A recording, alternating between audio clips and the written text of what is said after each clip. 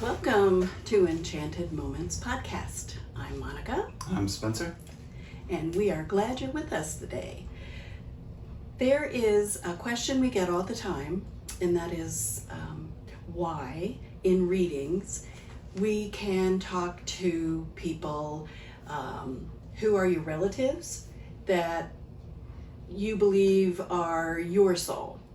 And how can all these people be on the other side and not each person, well, they think each person is a soul. Actually, no. The way it works is you have a soul, which is your spark of creation from divine.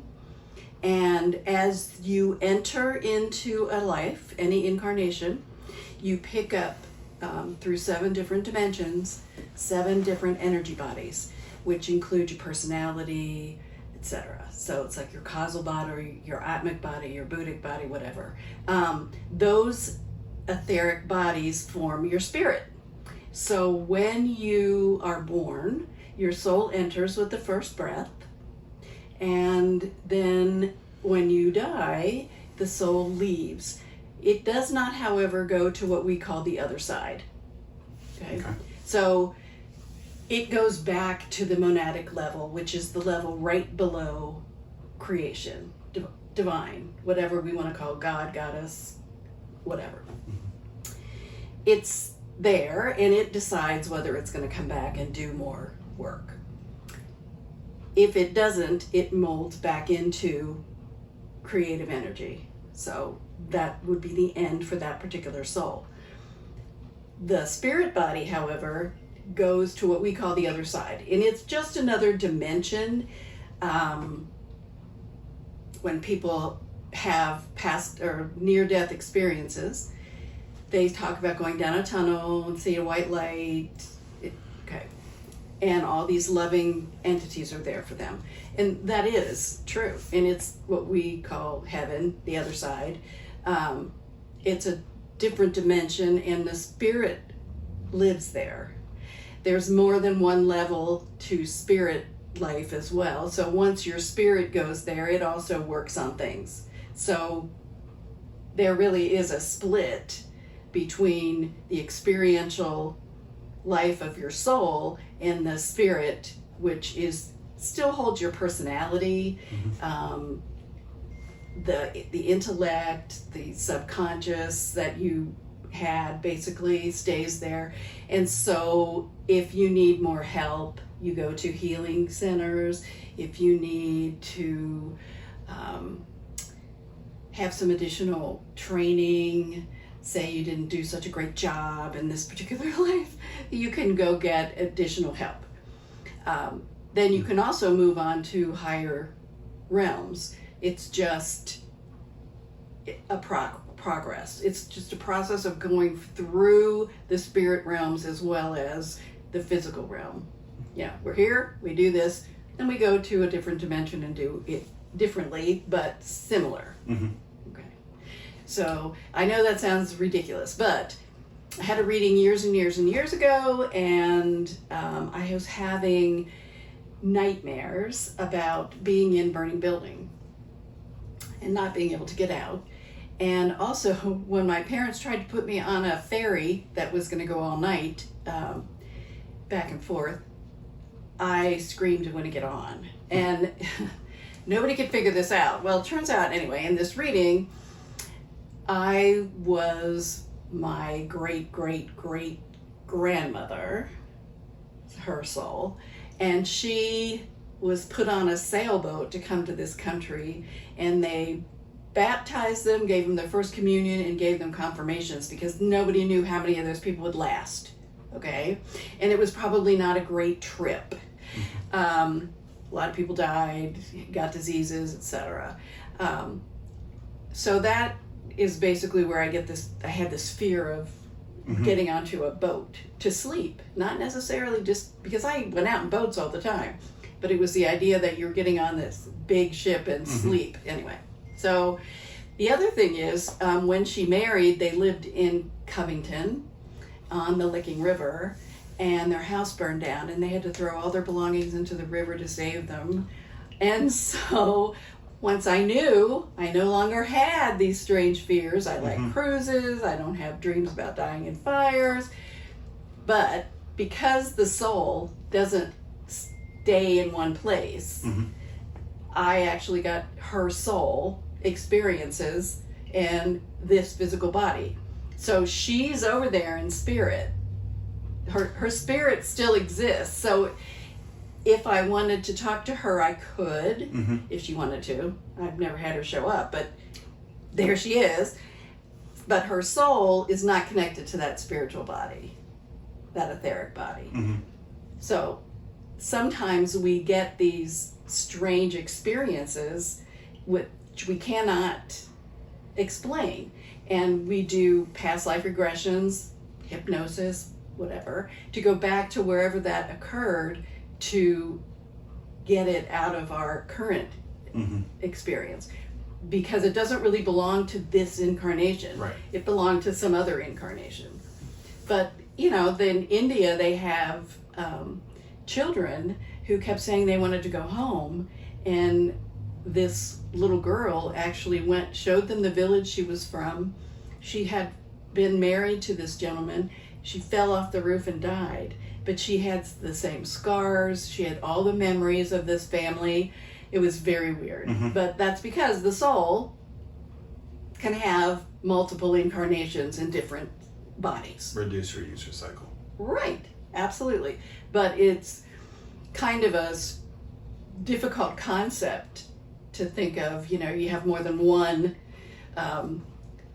spiritual body, and you do. You've got that soul, which, we think of as the higher heart, and that's where our soul resides. And then we have the spirit bodies, which surround us and create for us on the emotional body, the aura. So one of those spiritual bodies that surrounds us, we have 7, is the emotional body. And that is where you get your aura photography, and you pick up on people's, whether they're feeling good, if they're sick, happy, sad, from their aura. So we have 7 spirit around us. Correct. And those are our soul's past spirits? No. They're new. Okay. They're new. They belong to you. Okay. And only you. Okay. Your soul goes back up to what we call the monadic level in esoteric psychology, and it is where all the souls kind of reside, deciding on what's next. Okay. Monadic level. The monad is a term for spirit, all encompassing spirit. So it's right below what we would say God. Okay. And it's really not, it's not really a level. It's just in our minds we tend to separate things into what we call levels. But as you travel through these different dimensions, you pick up intellect, emotion, personality. So those are parts of your 7 bodies. Interesting. Yeah. The level, I don't know if I can remember the name, the level before you get to the physical level, which is our earthbound level, is angels. Okay. Angels, archangels, ascended masters, etc. are in there. And there's, according to ancient traditions, there's 7 levels within each level. Okay, you know what I mean? So it gets really interesting. But it follows M theory, which is membrane theory, which is, if you know anything about physics and you've heard string theory, okay, instead of being a string, they're thinking of it being membranes. So our dimension and then could be right here, and then this, then this. It doesn't have to take up a humongous amount of room. It just is a membrane type thing, and that's really for us to think about. I mean, to be able to visualize something. It has nothing to do with its actual physical properties. Does that make sense? Not really. Because of unified field theory, everything is connected. Sometimes they use the word entanglement. So all energy is connected, not we're here and the unified field is out here. So you can't think of anybody being separated from that unified field of energy. We're all part of it. So it extends through us, in us, around us. It is us. Mm-hmm. Therefore, like we talked about the one time, we have an impact on whatever happens just by being us, because we're part of that. Fractals are, say, an atom with electrons revolving around it. Then we have Earth with the moon revolving around it. We have the sun with planets revolving around it. Okay, so it can be tiny or huge, but it's still what they call fractals, which are miniature or gigantic versions of exactly the same thing. Okay. Yeah. We're making it really simplified. But need to. Yeah, it gets kind of crazy. But that's what we always thought, we can manifest. We're putting out all this positive affirmation. I am wealthy. I am, which is a very powerful statement. I am. Mm-hmm. But what's actually happening is we are becoming that energy by believing, ritualizing it, whatever we're doing, and therefore we're creating it, co-creating with divine energy that in the unified field. Mm-hmm. So we do manifest. We're very powerful critters, extremely powerful critters. We have crazy amounts of energy in our bodies, just our physical bodies. Every cell puts out 0.07 watts of energy, right? Mm-hmm. And if we have 50 billion trillion cells in our bodies, we're very powerful.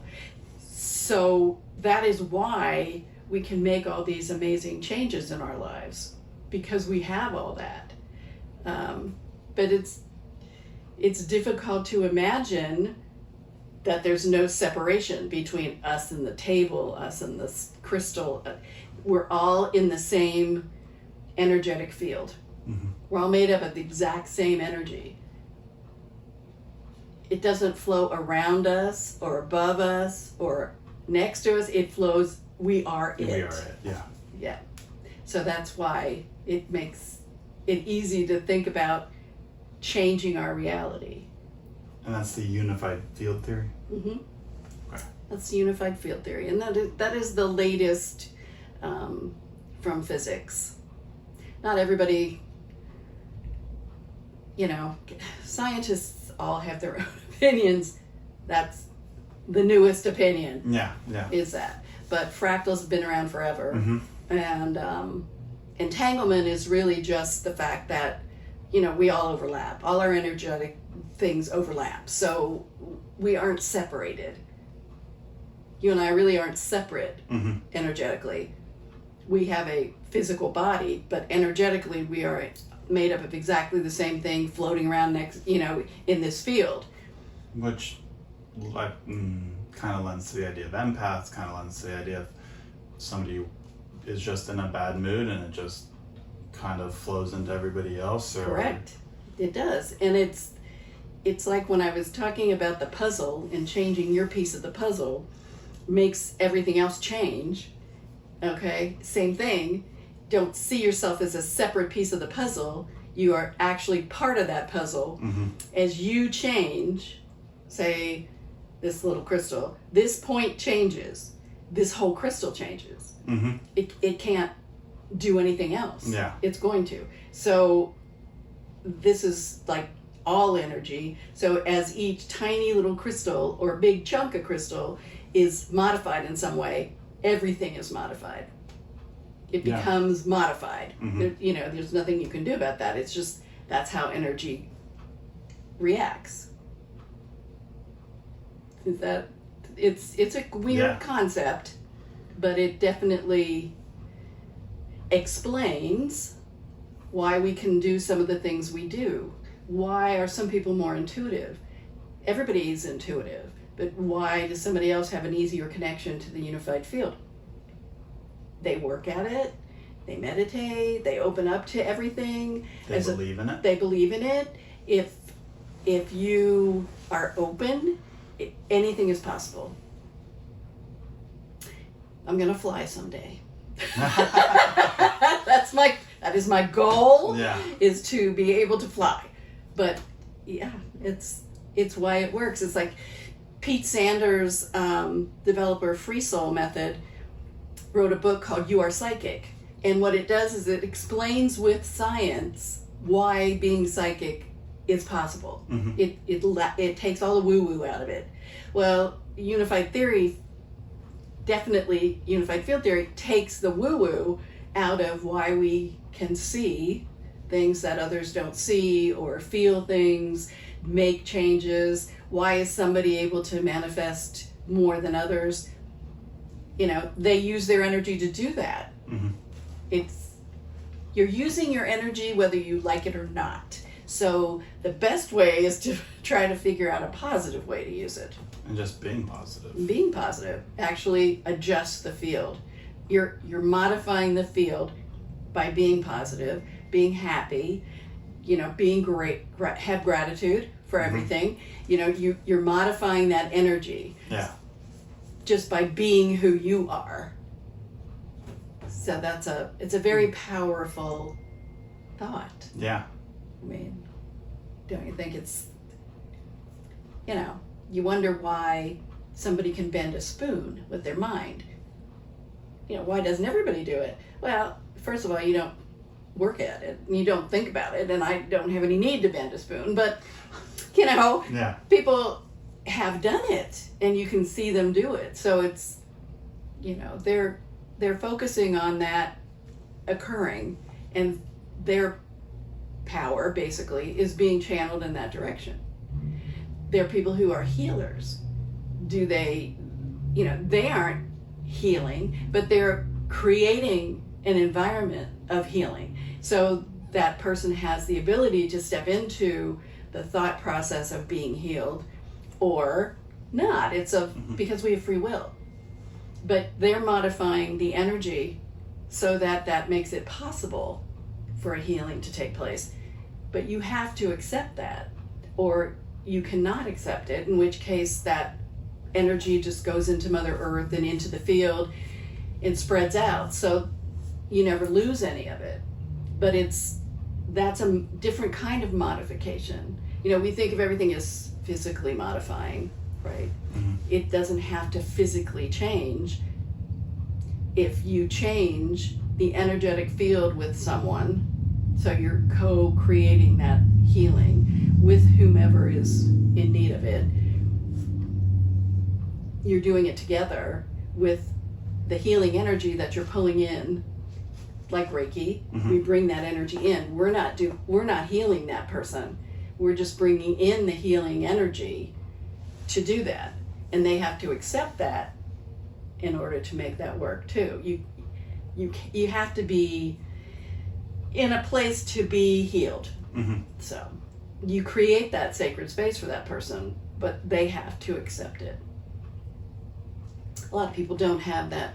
You know, they have all these filters that say, I'm not worthy to be healed, I'm not worthy to, you know, or I'm not good enough, or but anyway, all these mind games that we play with energy to accept or not accept. Yeah, just hold us back. It does hold us back. It does, because we are perfect bits of energy. Perfect. There is nothing imperfect about the energy that we are in. Mm-hmm. It's created by Creator, by Divine. It is divine energy. It is there. It creates. It keeps going. It's eternal. You know, no beginning, no end. It's just there. And we're part of that. So we're just as perfect as anything else. But we don't believe that.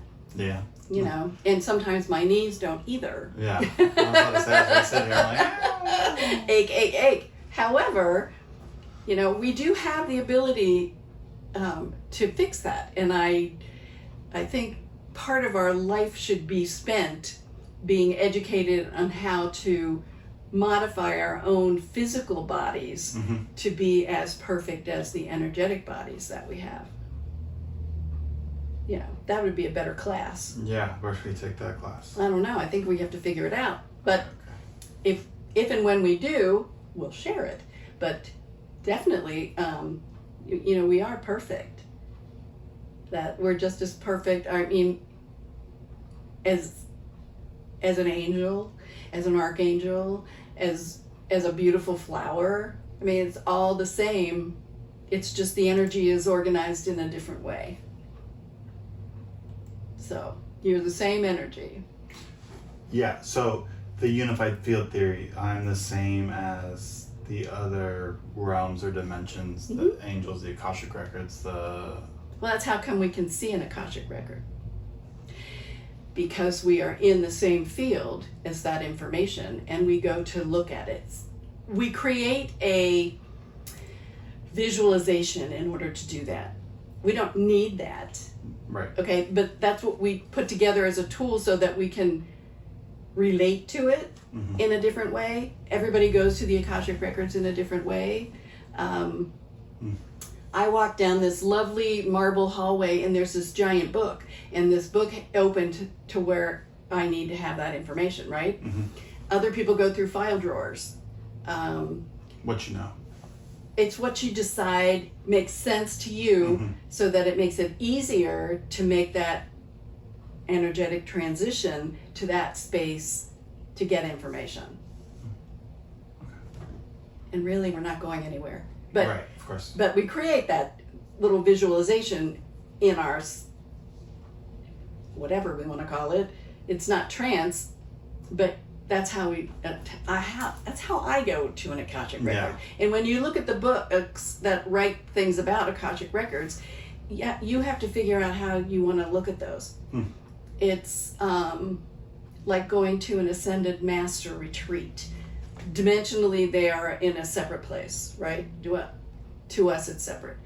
So we go there, and astrally. How you go there is another trick in our mind.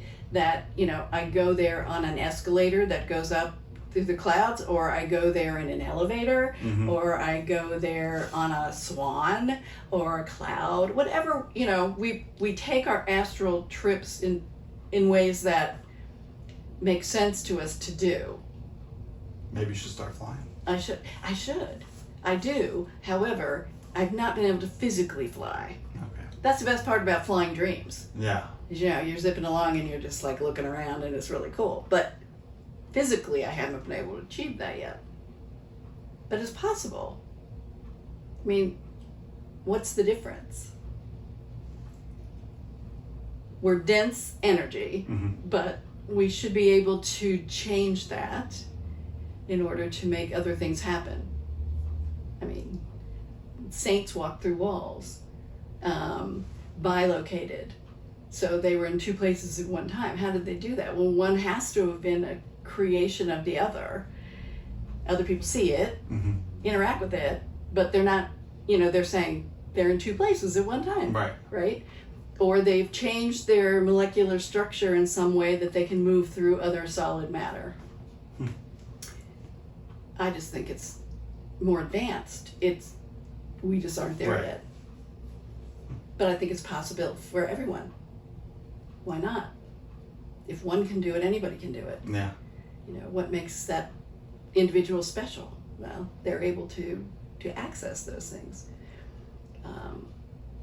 When we think about Jesus rising from the dead, did he really rise from the physical dead? Or did he change his physicality into something else? It's, when people ascend into heaven, do they float up and just disappear? Who knows? I've never seen it happen. But it's got to be the same thing. You're changing that density of the body. the yogis that go into closed, hermetically sealed rooms and turn their bodies into light. The only thing left is what's dead, not living. So their hair and their nails and stuff are left in this room, but their physical body's gone. They practice their entire life to create that light body from their physical body. And that's when they know they're going to die, that's what they do. I don't know how, but they do it. So there's practices all over the place that we just don't give ourselves enough credit for, that we can do. And I think it's all because we're part of this gigantic flow of energy everywhere, in everything. So you're just modifying it to suit your needs. Make sense? Sort of. Yeah, I know. And I think it has a lot, everybody needs to go read, find something about it. The Holographic Universe is a book that's out there, similar. Anything that has to do with unified field or string theory or M theory or entanglement, fractals, just see what it says. And then if it makes sense, yay. If it doesn't, then wait and read it again later. Yeah. And see when it makes sense. If it never makes sense, we're all in the place we're supposed to be, so it'll get there eventually. We'll eventually all get there. So think about that. Think about a lot of those things and create practices that we can do daily that might modify the energy around us. Make it brighter, make it happier, make it more joyful, grateful, sharing, unconditionally loving, whatever it takes for us to make those modifications. That's, as soon as we're different, then the entire unified field is different. We got to get to work on it. Yeah. the field needs some work. Yeah, yes. So, thank you for being with us. We wish you love and light, and go forth and find out new things. Yeah. Thank you. Thank you.